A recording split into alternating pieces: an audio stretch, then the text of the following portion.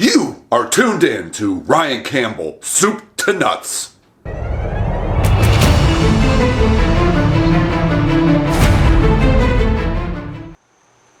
there. How are you? My name is Ryan Campbell, and my channel name is Ryan Campbell, Soup to Nuts. With another episode for that.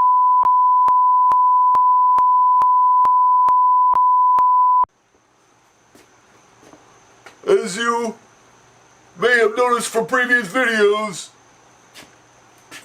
if you haven't seen the previous videos, go watch them. They're pretty cool. At least my mom tells me they are, and she's always right. But if you're new here and you like what you see, please subscribe. Actually, it's down over here. I don't know my left from my right. Good thing I drive vehicles on the roadways, right, people?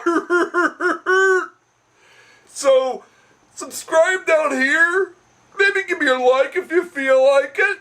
And you can give me a comment. Tell me anything you want to tell me.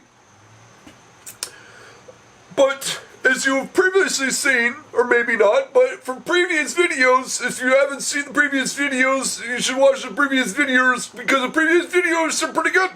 They're pretty good. But we got the engine out of the new 350 and we also have I took the subframe out with it too. I did. And we also, I did it. Hey, I did it.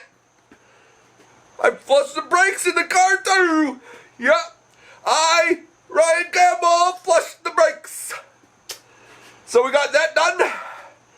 So next thing we're going to do is start cleaning up some parts, polishing some, and a little touch-up paint here and there under the car and make sure zero rust, no rust. I don't like rust. Bye rust. Bye rust. So that's what you're going to be seeing. I've been having a rear bumper saga going on with vicrez for quite a while now. The latest thing, they want me to get this, of all things. They want me to cut the back bumper in half instead of sending it back. And they're going to send me a new one after I send them pictures of it cut in half. So I'm going to cut it in half. Yeah, I am. That is the next thing that's going to happen. Cut the rear bumper in half. And then later in the episode after that, because that's not going to take too long, after that we're going to do some polishing and cleaning up. Coming up next on Ryan Campbell, Soup to Nuts. I've had it with this goddamn bumper that don't fit. Get the off my car.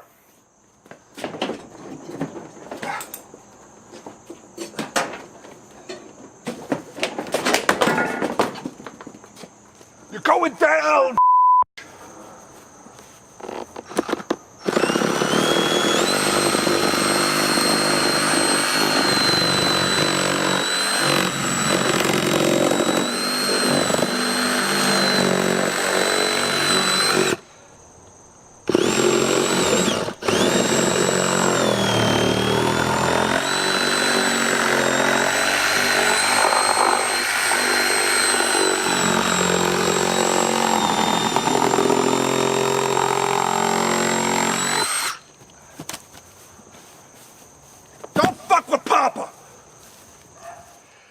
If that bumper is done, put a nail in that.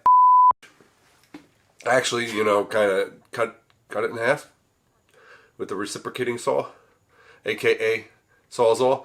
Well, Sawzall is kind of like Band-Aid for those of you who don't know. It's a brand name. It's not the actual proper name of the tool. Sawzalls are made by Milwaukee. That's Milwaukee's name for a reciprocating saw. Just a little FYI, just a little the more you know moment. Obviously that wasn't Milwaukee I used, it was a Rigid. What do you know about that lifetime warranty, son? Alright, so done with cutting the bumper in half. Hopefully I'll get the new bumper soon. And fingers crossed, maybe it'll fit this time. I don't know. But we're going on to the next thing. I got it on the workbench here. I have to take the calipers apart, seals and all that crap, so that way I could take them to the powder coater to get powder coated. So I'm going to video and probably speed up a little bit here and there. I haven't done this in a while, so I'm a little rusty at it. It's been quite a few years actually since I rebuilt the caliper, and I don't remember perfectly clearly, so I have to figure out a little bit as I go. But I'll get it done. Your boy will shine. Your boy will get it done. So that's what we're doing over here now. Over there. We're doing that now. Let me show you the current condition of the calipers so you could get a little, let's see what we're working with here. What are you working with? I'm working with Brembos. What are you working with?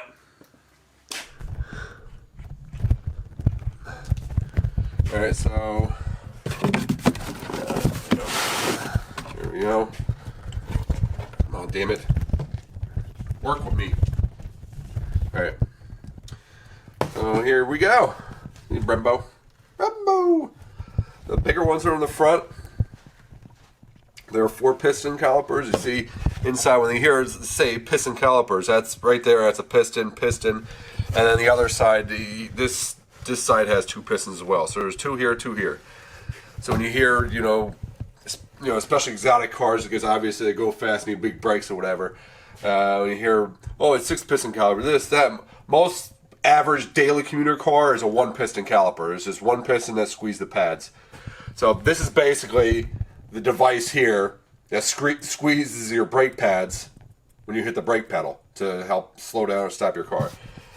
So you always have bigger in the front. I don't know if it's always, but every car I've worked on, it's always again. I'm just throwing always around all the time because always.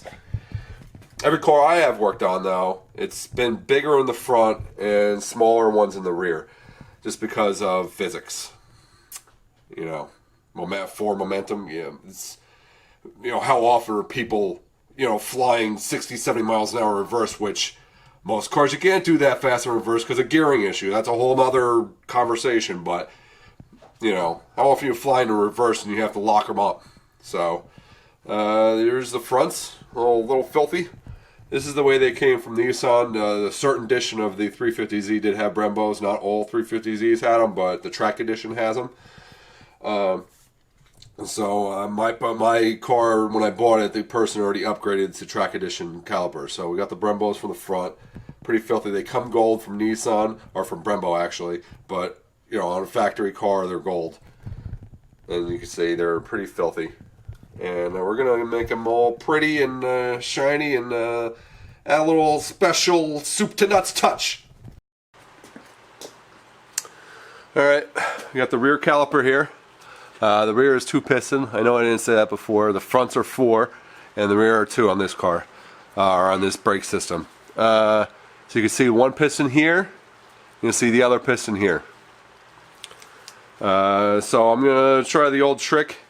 Where basically you shoot compressed air into the inlet where the line connects, or whatever, you know, whatever that's called. You shoot air into here. You gotta kind of get a seal. You shoot air. Basically, you want to shoot these pistons out and get them out, so that way you can get the. This is the this here. If you can see on camera. This here, this rubber here is the dust ring, whatever the hell it's called. Basically to keep dust out of around the piston. And then underneath this, inside here, there's a square ring seal, or square, I don't know the exact term, but there's a square rubber basically. It's circular, but it's like it's not rounded. It's, you know, kind of like squared off. And that's basically what really makes the caliper work. Besides obviously the hydraulic pressure, but so we're gonna give this a shot, see what happens.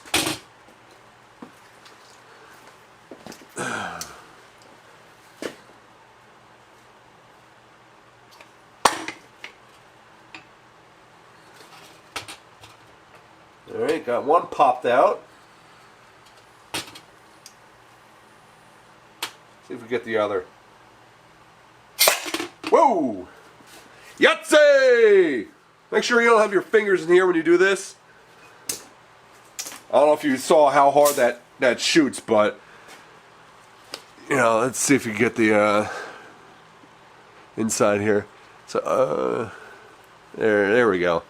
So the pistons came out, but don't have your finger in the middle here, in the middle, because I mean I'm sure you heard it. It comes out with some good force, and if you have your fingers or hands in there or something in there, you're getting hit hard. You know, I don't know how, I maybe break a finger, I don't know, but it's gonna hurt. That'll leave a mark. So we got them out. Got the 2 pistons out. I'll leave the boot seal on there so that way I remember how it goes. Oh, it's pretty straightforward. This side, the piston came out without the seal.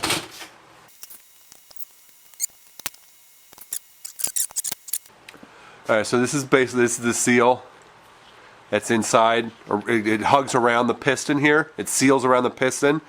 And then it also acts as a recoil. So when you push the brakes, obviously the hydraulic pressure pushes the piston out to squeeze the pads. But then you need to recoil when you let off the brake, because you want the piston to come back to let off the pressure, to let the wheel spin freely. So basically what this does is when you have the piston, when it pushes out, it rolls. So then it has like a little bit of a spring effect built into it. So then when you let off the pressure, when there's no more pressure on the piston, this rubber wants to go back to its natural shape, so it'll pull the piston back to where it was.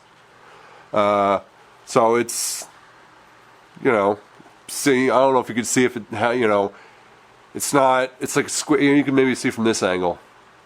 It's kind of squared off.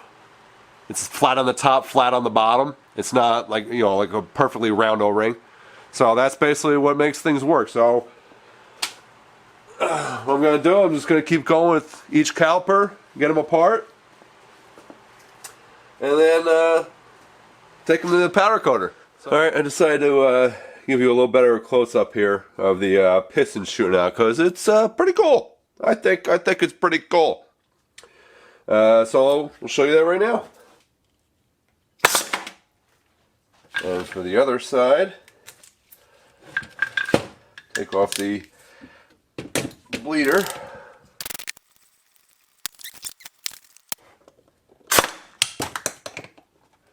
Got both? One more. Fuck, the other one didn't shoot out. Every time.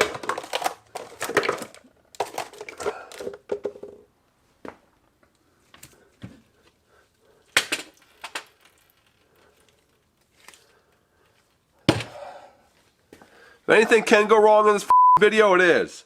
So you know the problem I'm dealing with. Might as well while we're at it. If we get the focus here. You see this guy right there? That's a ball end socket broken off into the bolt that holds the caliper together. And apparently, they don't sell these bolts either. Brembo or Nissan, apparently. I haven't double checked myself, but everything I found online, they're not sold. The And the problem with the ball end being broken off in there is it moves around. I can't even drill it out and use like use the easy out or anything. You start drilling, it just wobbles around on you. Now I got this piston that don't come out. Unreal. Unreal. Unreal. Alright, I'll around with this. I solved some problems today! On the caliper where the other pistons want to come out, what I did is I just kind of, you know, in my head I followed the fluid path of the brake fluid, because, you know, that's how the pressure puts out the pistons, with the hydraulic fluid from the brake fluid. So I took the other bleeder screw off, because there's, you know, on the 4 piston calipers, on multiple piston calipers, there's bleeders, there's pistons on each side of the caliper. Most cars you just have, like, you know, passenger cars, you just have 1 piston per caliper, and you know, obviously 1 piston you can only have it on one side, so you only have, you know, a bleeder screw, all the hydraulic, you know, the channels and everything like that on one side of the caliper. But with multi-piston, you have them on, you know, the inside of the rotor, on the outside of the rotor. So basically, you know, on both sides of the rotor. Rotor will be like in the middle. So you would have 2 bleeder screws per caliper. So I just took off one of the outer bleeder screws for the other side that the piston doesn't come out, and just shot it right in there, and pop! Come out! Pop up! Pop it off like a Chicago! Alright. And the other problem, the bigger problem that I had with the caliper, with the ball end hex socket that snapped off into the hex bolt. I took it to a machine shop. I took it to Eddie's Valve Grinding in Sayreville, New Jersey, and where I've taken it to, you know, an automotive machine shop, where I've taken a lot of cylinder heads there before, and, you know, a few other miscellaneous engine type of parts there before, and to have them, they do pretty good. I've always been satisfied with the quality of the work, and, you know, I've always been happy going there. But this time I walk in the door, I have the caliper in a plastic bag so I don't get it all over the car. So I walk in, the guy's sitting there, and he says, "What you got there?" So I started put the bag down, start opening up, and as I'm opening it up, I'm telling him, I got a brake caliper here. Right immediately. We don't do that. We don't touch anything with brakes, yada, yada, yada. So I'm like, no. I'm not asking you to rebuild it or deal with any of the seals or anything like that. I just have a bolt that has a tool broken off into it. I just want to get the piece out of the bolt. That's it. Nothing to do with the actual caliper brake. I mean, obviously it has to do with the caliper, but, you know, I'm not asking him to rebuild the caliper and the seals and all that type of crap. It's just get a piece out of the bolt. I'll deal with the bolt, everything. He just has to get a broken tool that doesn't even belong there. The broken piece doesn't belong there. Just get out the piece that don't belong there. That's all. So I opened up the bag, started showing. I was like, no, I just have no. We don't do anything with brakes. It's a huge liability. We don't, you know, if you get an accident, we're at fault. But, you know, this and that. And he started going on like a little bit, you know, a little bit of a rant. I was being nice to play. He started just going off on a rant and a tangent. So I was letting him speak. He's just rattling off stuff. So I obviously, you know, at that point, you know, no business has to do what you want them to do. That's not how it works. If he wants to refuse service for whatever reason, it's fine. I told him that. I was like, you don't have to do anything you don't want to. I was waiting for him to finish. You know, I was going to ask him if he knew of a place that would do this for me. So as I'm just standing there looking at him. So he's rambling on, ranting, you know, telling me this, you know, we don't do it, this, that, and the other. And then towards the end of it, I'm just still I'm waiting for him to finish. I'm being polite. I ain't cut him off. And then he's just, you know, towards the end of it, he's like, "What don't you understand? Why are you looking at me like that? I don't know what you don't understand here. We don't do that." I'm like, dude, relax. I'm like, there's no reason to get belligerent about it. I'm not making you do anything. I'm just waiting. I'm just going to ask you a question. Why is that so hard? Ask a question. You could just say, no, I don't know nothing. So, you know, I made a little Instagram story about it, and, you know, them. All right, but came home because, you know, I couldn't get to another machine shop before it's closing of the day time. So I just decided to retreat, go back to home base. So I went back to the garage, and, you know, I was like, you know, let me give me one last effort. And I tried a different idea of how to get it apart. Or I'll show you. I was successful. So, all right. Here, you have 1, 2. They're not in right now, but you have 1, 2, 3, 4 bolts that hold it together. I only had a problem with 1. So I was thinking, and it's basically it's 2 pieces. Just clamshells together. 2 pieces.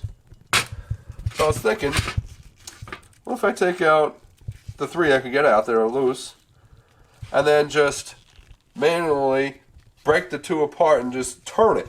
So it'll be just turning on the 1 bolt. I was like, maybe the bolt itself will twist. So I grabbed the head with the vice grips. I got them broken apart, and just, you know, held it with the vice grips, and then just started turning the caliper, the 2 pieces of the caliper in opposite directions, in the right directions to loosen.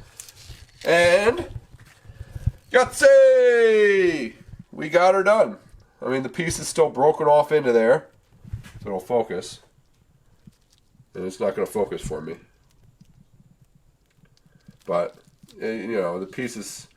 God damn it, focus. This focus blows balls. But, piece is still in there.